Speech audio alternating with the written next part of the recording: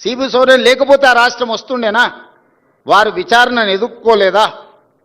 లేదా అధికారంలో ఉన్నప్పుడు పాల్పడిన కొన్ని తప్పిదాలకు లాలూ ప్రసాద్ గారు, జయలలిత గారు, లేకపోతే యడ్యూరప్ప కర్ణాటక ముఖ్యమంత్రి గారు పెద్ద పెద్ద రాష్ట్రాలకే ముఖ్యమంత్రులుగా బాధ్యతలు నిర్వహించారు కదా, వాళ్ళు విచారణను ఎదుర్కోలేదా? సెషన్ కోర్టుకు వెళ్ళి చేతులు కట్టుకొని మేజిస్ట్రేట్ గారి ముందలా నిలబడలేదా?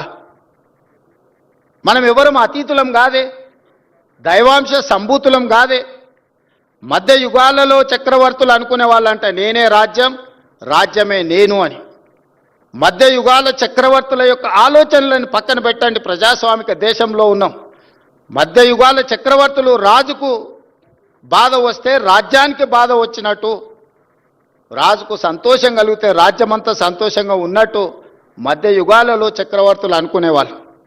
మధ్య యుగాల చక్రవర్తులు ఈనాడు కాలం చెల్లింది. ఈరోజు ప్రజాస్వామిక బద్ధంగా జరిగే విచారణలు ఎవరైనా ఎదుర్కోవాల్సిందే.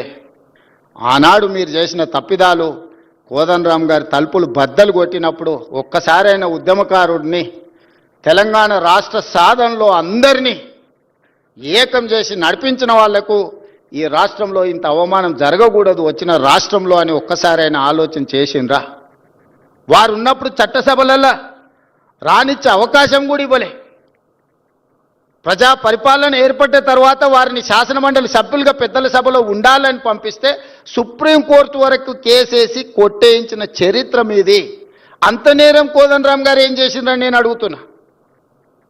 నువ్వు ఇవ్వకపోతే ఇవ్వకపోయినా నిన్ను నచ్చలేదు, నువ్వు ఇవ్వలేదు, నచ్చితే నజరానా, నచ్చకపోతే జుర్మానా, నీ విధానం సరే మంచిది, నీ విధానానికి ప్రజలు కూడా తీర్పు ఇచ్చారు. అరే పెద్ద మనిషి పెద్దల సభలో ఉండాలి. మాలాంటి యువకులకు వారు ప్రజల నుంచి నిత్యం ప్రజల మధ్యలో ఉంటారు, ప్రజల నుంచి సమస్యలు తెలుసుకుంటారు, వాటిని చట్టసభలలో ప్రస్తావిస్తే ఆ సమస్యలు పరిష్కరించవచ్చని ఒక మంచి ఆలోచనతోని వారిని పెద్దల సభకు తీసుకొస్తే, ఆ తీసుకొచ్చిన పెద్దల సభలోకి తెచ్చిన అంశాన్ని కూడా సుప్రీంకోర్టు వరకు కేసులేసి కొట్లాడి కొట్టేయించాల్సినంత తప్పిదం ప్రొఫెసర్ కోదండరాం గారు ఏం చేసిండ్రని నేను ఈ వేదిక మీద నుంచి అడుగుతున్నా. ఇలాంటి విషయాలు ఎన్నో మన సమాజంలో ఉన్నాయి.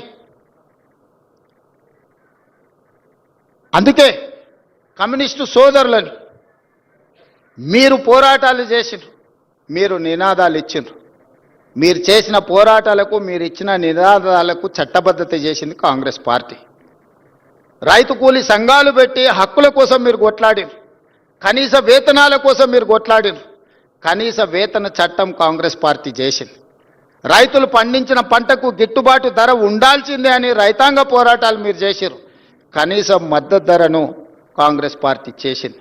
దున్నేవాడికే భూమి ఉండాలనే నినాదాన్ని భూమి నుంచి ఆకాశం వరకు మీరు వినిపించారు. అగ్రికల్చర్ సీలింగ్ యాక్ట్ తీసుకొచ్చి పేదలకు భూములు పంచిపెట్టి పట్టాలిచ్చి జాగీర్దారుల దగ్గర, జమీందారుల దగ్గర ఉన్న భూముల లక్షలాది ఎకరాలను సేకరించి ఆ పట్టాలను కాంగ్రెస్ పార్టీ ఇచ్చింది. అడవులలో ఉండే ఆదివాసీలకు అటవీ హక్కుల చట్టం ఉండాలి, వాళ్ళ హక్కులను కాపాడాలి అని మీరు కొట్లాడితే 2006 అటవీ హక్కుల చట్టాన్ని తీసుకొచ్చి పోడు భూముల పట్టాలు 10 లక్షల ఎకరాలకు పంచిపెట్టి చట్టబద్ధత కాంగ్రెస్ పార్టీ కల్పించింది. ప్రజాక్షేత్రంలో ఉండి కొట్లాడి ప్రజల పక్షాన నిలబడి వాళ్ళ తరఫున మాట్లాడే గలం ఎర్రజెండా. ఎర్రజెండా కొట్లాడిన ప్రతి అంశాన్ని చట్టాన్ని చేసిన చరిత్ర కాంగ్రెస్ది. నాణానికి రెండు వైపు ఎలానో ప్రజలకు కూడా కమ్యూనిస్టులు, కాంగ్రెస్ పార్టీ అంతే అవసరం.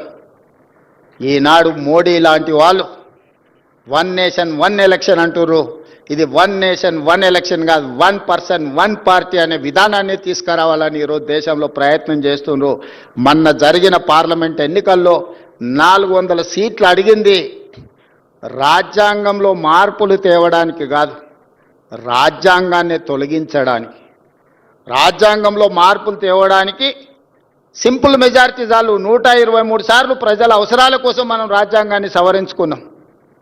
జస్టిస్ సుదర్శన్ రెడ్డి గారు చాలా రాజ్యాంగ సవరణల గురించి వారు ప్రస్తావించారు. డాక్టర్ బాబాసాహెబ్ అంబేద్కర్ గారు రాజ్యాంగంలోనే ప్రొవిజన్ ఇచ్చిండు, ప్రజలకు అవసరమైనప్పుడు ప్రజలకు అనుకూలంగా రాజ్యాంగాన్ని సవరించుకొని ఒక మంచి పరిపాలన అందించడానికి వారు రాసిన రాజ్యాంగంలోనే వారు అవకాశాన్ని ఇచ్చింది. నిజంగా